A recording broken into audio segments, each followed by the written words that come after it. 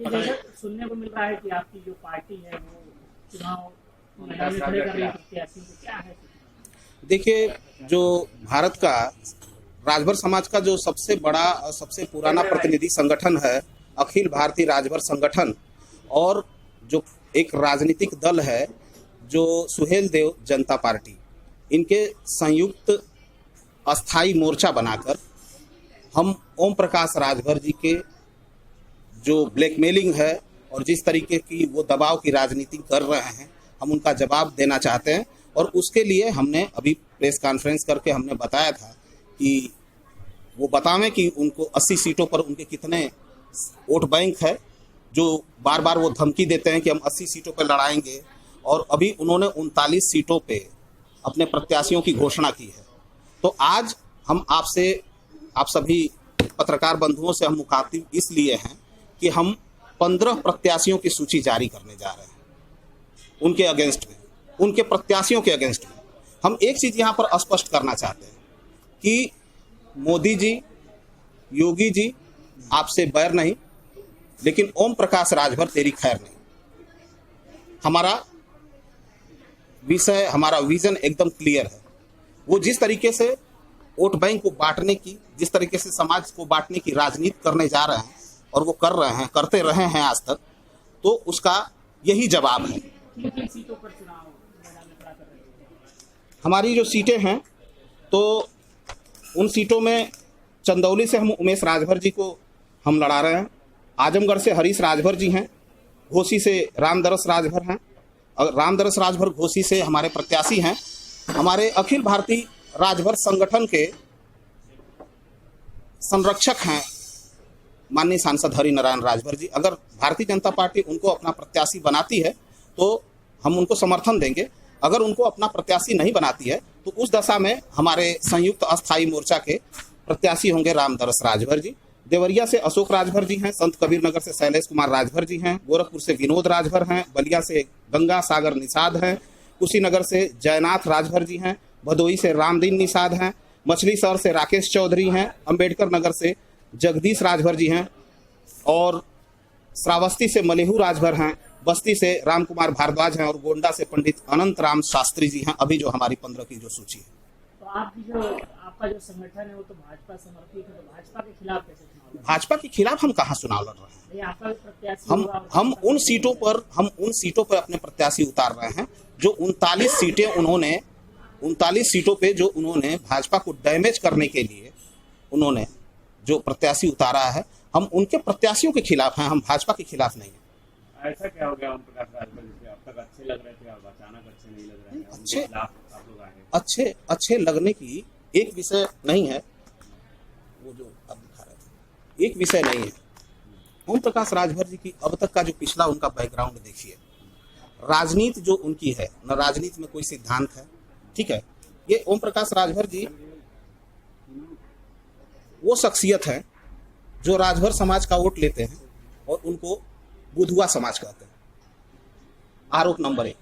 आरोप नंबर 2, वो जहां से राजभर चुनाव लड़ता है वहीं से वो कैंडिडेट लड़ाते हैं, राजभर कैंडिडेट लड़ाते हैं, चाहे भीम राजभर की हार हो, चाहे जितने भी हमारे राजभर नेता हैं, उनको डैमेज करने का आज तक काम उन्होंने किया। आरोप नंबर 3, राजभर समाज को, अभी पिछला बयान आप लोगों ने सुना होगा, उन्होंने राजभर समाज को शराबी बता दिया। ये एक पूरे समाज को बदनाम करने का, बेइज्जत करने का उन्होंने ठेका ले रखा है। आरोप नंबर 4,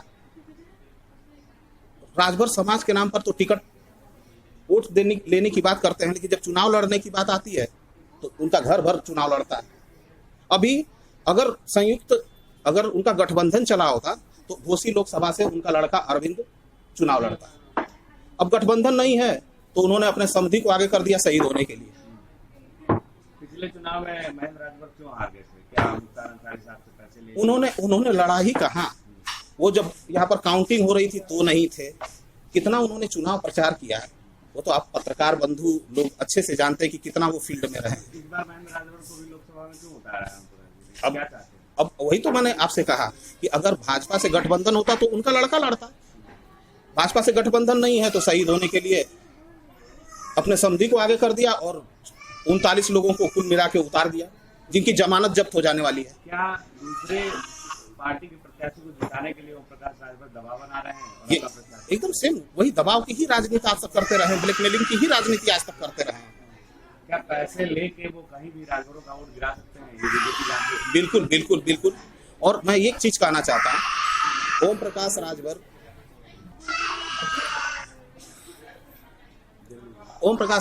आजीवन चुनाव न लड़ने की, ओम प्रकाश राजभर वो हैं जो कसम खाते हैं कि हम आजीवन चुनाव नहीं लड़ेंगे, हम या हमारा परिवार नहीं लड़ेगा, लेकिन उन शपथ का कोई मतलब नहीं है।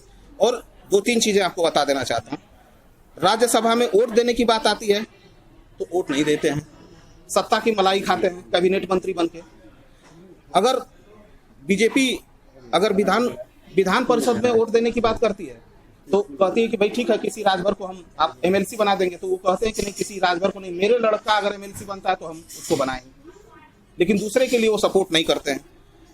सुहेल देव को पासी कहते हैं, हमारे जो राष्ट्रवीर महाराजा सुहेल देव जी हैं, ठीक है, उसी के नाम पर यहाँ तक पहुंचे हैं, उसी दुकानदारी से, और अब उसको पासी घोषित करते हैं। और राजभर समाज को गाली देते हैं, कहते हैं कि भौरी चोखा कच्चा ओट और मुर्गा दारू पक्का ओट। और राजभर समाज को बदनाम करते हैं कि वो पैसा लेके वोट करता है।